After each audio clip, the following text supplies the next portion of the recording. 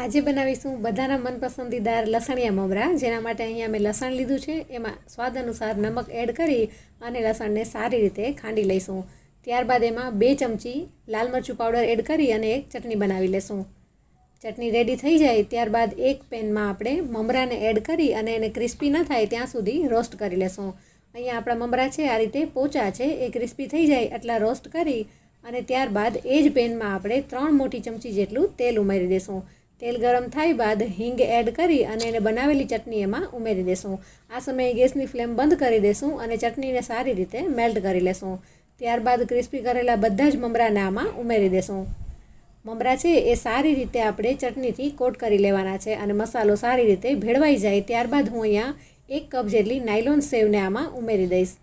બસ આ જ રીતે મમરાને મિક્સ કરી અને તૈયાર છે આપણા ગાર્લિક સેવ મમરા। Thank you.